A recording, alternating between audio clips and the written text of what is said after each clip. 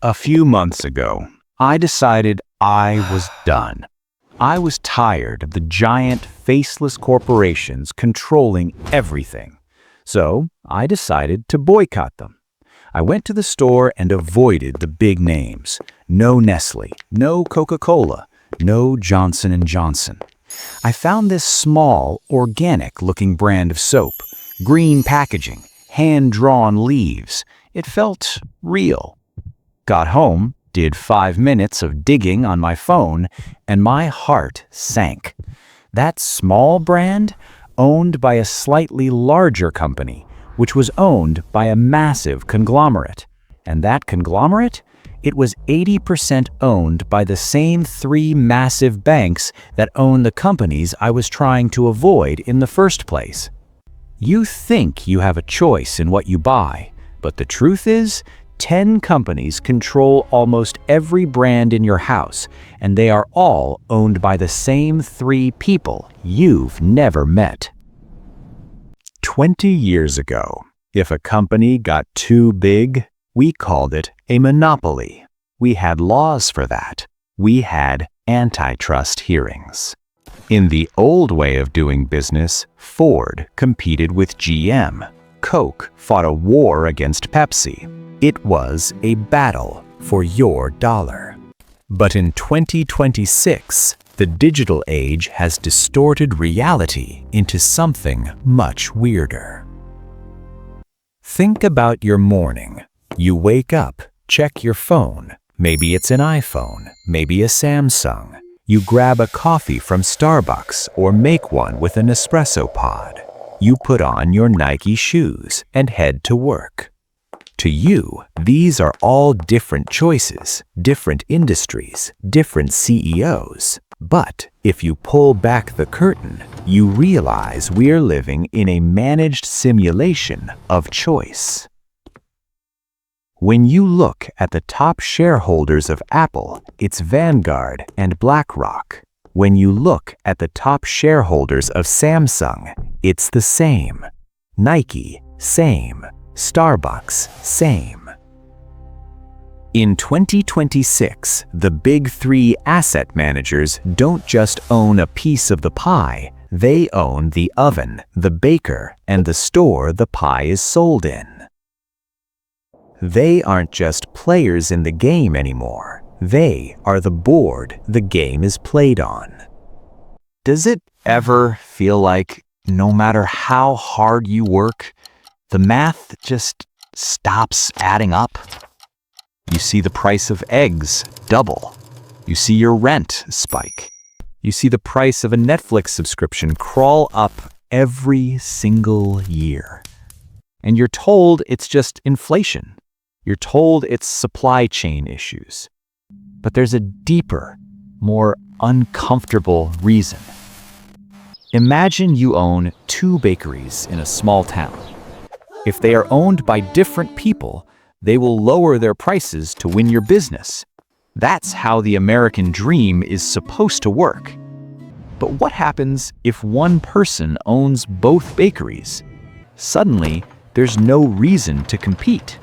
If Bakery A raises prices and Bakery B also raises prices, where are you going to go? You're stuck. This is the running on a treadmill feeling that millions of us have every day. We feel like we're fighting for a better life, but the specific enemy, the big 3 index funds, has already decided the outcome.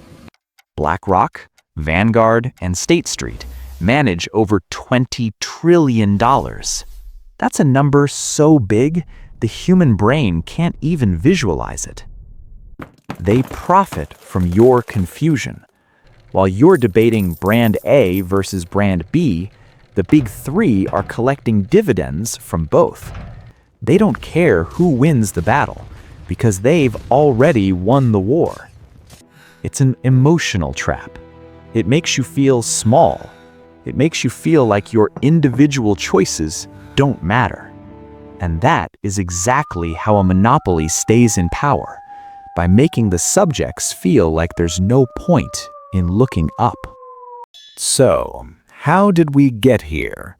How did three companies manage to put invisible puppet strings on the entire global economy? It wasn't a violent takeover. There were no tanks, no hostile coups. It was done through something called passive investing. Think of the economy like a massive forest. In a healthy forest, different trees compete for sunlight. Some grow tall, some stay small. It's chaotic, but it's alive.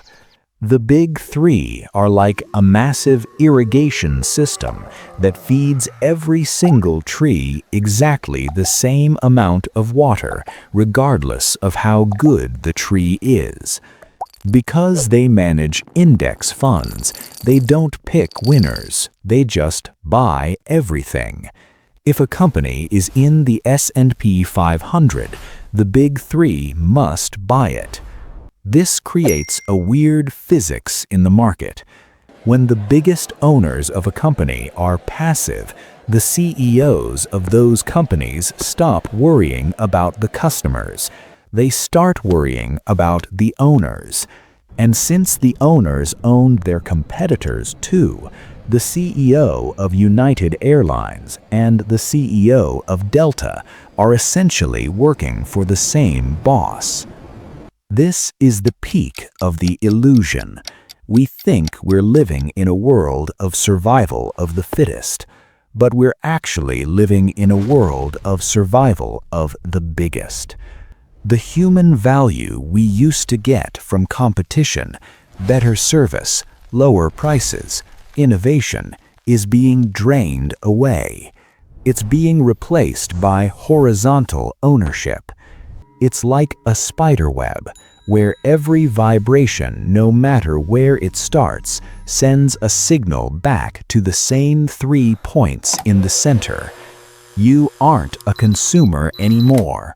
You're a data point in a giant, automated wealth extraction machine. If you're feeling a bit heavy right now, I get it.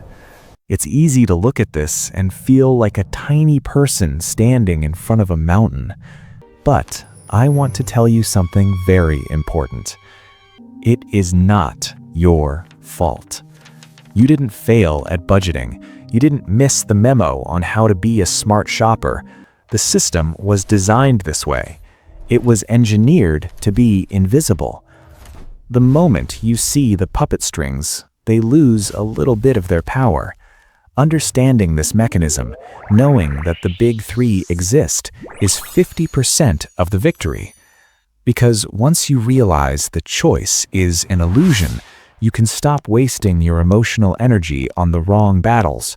You can stop blaming yourself for not being able to outsmart a $20 trillion algorithm. We're moving from fear to clarity.